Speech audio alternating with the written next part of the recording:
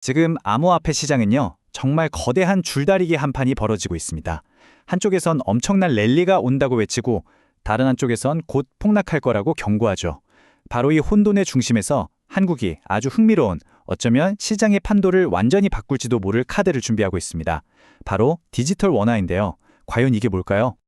자, 오늘 이 거대한 흐름을 제대로 한번 파헤쳐 보기 위해서 4가지 단계를 밟아볼 겁니다. 먼저 지금 전 세계 시장 분위기가 어떤지, 이게 진짜 상승장인지 아니면 함정인지부터 살펴볼 거고요. 그 다음에 한국의 새로운 규제, 그리고 그 중심에 있는 디지털 원화, 스테이블 코인에 대해 깊이 파고들어 보겠습니다. 마지막으로 미래를 바꿀 변수들까지 꼼꼼하게 짚어보죠. 자, 첫 번째 질문부터 던져보죠. 지금 시장, 대체 어디로 가고 있는 걸까요? 엄청난 낙관론이 피어오르는 동시에 바로 그 뒤에선 아주 심각한 경고음이 울리고 있습니다. 완전히 상반된 신호들이 뒤섞여 있는 거죠. 최근에 비트코인이랑 이더리움 가격이 좀 오르니까 드디어 가는구나 하고 다들 환호하고 있잖아요. 근데 바로 그때 잠깐만, 이거 혹시 불트랩, 그러니까 강세장인 척하면서 개미 투자자들 꼬시는 함정 아닐까? 하는 의심의 목소리가 점점 커지고 있다는 거죠. 과연 진짜 상승 신호일까요? 이게 왜 이렇게 상반된 분위기가 나오는지 구체적으로 한번 뜯어보죠. 한쪽에서는 소비자 물가지수 같은 경제 지표가 괜찮게 나오면서 곧 금리 인하가 시작되겠구나 하는 기대감이 커지고 있어요. 쉽게 말해 시장에 돈이 더 풀릴 수 있다는 신호니까 당연히 좋은 거죠. 하지만 바로 그 순간 기술적 지표들은 불트랩을 경고하고 있고 가격 하락에 베팅하는 풋옵션 수요가 늘어나는 등 명백한 경고등이 번쩍이고 있습니다. 이런 경고 신호들이 그냥 좀 불안한데? 이런 수준이 아니에요. 아주 구체적인 데이터로 나오고 있거든요. 예를 들어서 상승 쐐기형 패턴 같은 건 기술적 분석에서 하락 반전을 예고하는 대표적인 신호 중 하나입니다. 더 직접적인 건 옵션 시장인데요. 가결이 떨어질 것에 돈을 거는 풋옵션에 심지어 웃돈까지 붙어서 거래가 되고 있다는 거예요. 이게 무슨 뜻이겠어요? 투자자들이 혹시 모를 하락에 대비해서 돈을 더 내고서라도 보험을 들고 있다는 얘기입니다.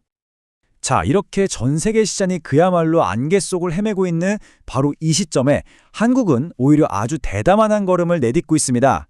이 혼란을 오히려 기회로 보려는 걸까요? 한국 암호화폐 시장을 재편할 새로운 규제의 물결, 지금부터 살펴보겠습니다. 아니, 한국 정부는 왜 이렇게 서두르는 걸까요? 그 힌트가 바로 이 숫자 안에 있습니다. 7억 8,750만 달러. 우리 돈으로 하면 거의 1조 원에 가까운 돈인데 이게 대체 무슨 돈일까요? 바로 미국의 한 기업이 규제받는 스테이블 코인 프로젝트를 위해서 기관 투자자들한테서 모은 투자금입니다. 이렇게 엄청난 규모의 돈이 움직이고 있는 거예요. 이게 의미하는 바는 정말 명확합니다. 제대로 된 규제라는 판만 깔아주면 어마어마한 기관들의 돈이 암호화폐 시장으로 들어올 준비가 끝났다는 거죠. 더 이상 일부 매니아들만의 시장이 아니라는 뜻입니다. 당연히 한국 금융당국도 이 거대한 흐름에 올라타고 싶은 겁니다. 그래서 한국 정부의 기조가 확 바뀌고 있습니다. 예전처럼 무조건 막는 게 아니라 이제는 우리 울타리 안에서 제대로 키워보자 는 쪽으로 방향을 완전히 튼 거죠. 암호화폐 기업들을 벤처 기업으로 인정해서 세금 혜택도 주고요. 핵심인 원화 스테이블 코인을 허용하는 법안도 거의 다 만들었습니다.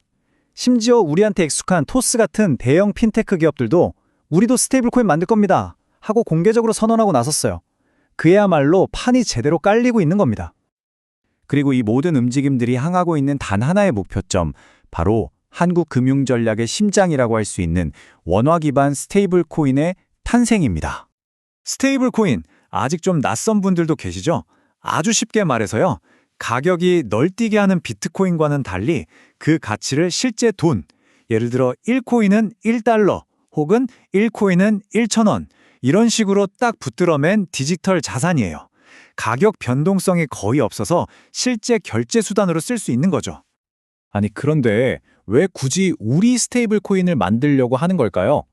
가장 큰 이유는 바로 돈이 밖으로 새는 걸 막기 위해서입니다. 만약에 달러에 연동된 외국 스테이블 코인이 한국 시장을 다 장악해버리면 어떻게 될까요? 엄청난 원화가 달러로 바뀌어서 해외로 빠져나갈 수 있거든요. 이건 단순한 기술 혁신을 넘어서 우리 경제 주권을 지키는 문제가 되는 겁니다. 그래서 정부가 생각하는 그림은 아주 명확합니다. 무엇보다 안정성을 최우선으로 두겠다는 거죠. 이 새로운 디지털 화폐를 처음 발행하는 주체는 우리가 잘 아는 시중은행이 될 가능성이 아주 높습니다. 이미 신뢰가 검증된 곳에서부터 시작하겠다는 거예요. 물론 핀테크 같은 다른 기업들에게도 기회는 주겠지만 아주 꼼꼼하고 엄격한 감독을 통과해야만 할 겁니다. 자, 이제 계획은 세워졌습니다. 근데 이 야심찬 계획이 과연 성공할 수 있을까요?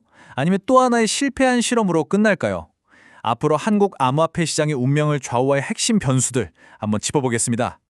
미래는 결국 이 세 가지 요소들이 어떻게 서로 맞물려 돌아가느냐에 달려 있을 겁니다. 예를 들어 볼게요.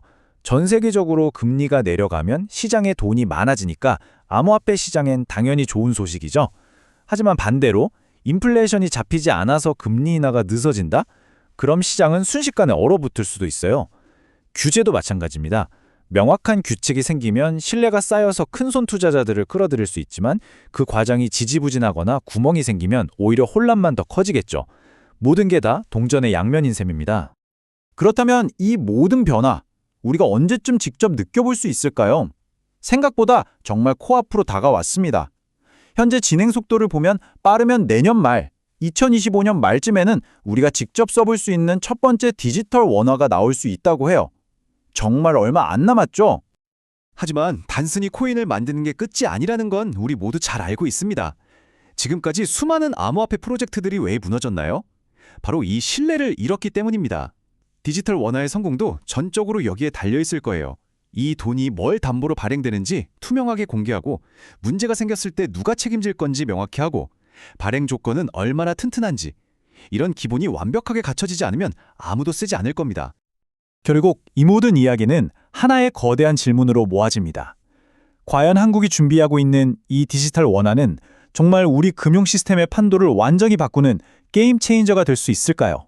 아니면 수많은 암호화폐들의 역사 속에서 또 하나의 시도로 기록되고 사라지게 될까요? 그 답은 앞으로 1, 2년 안에 드러나게 될 겁니다.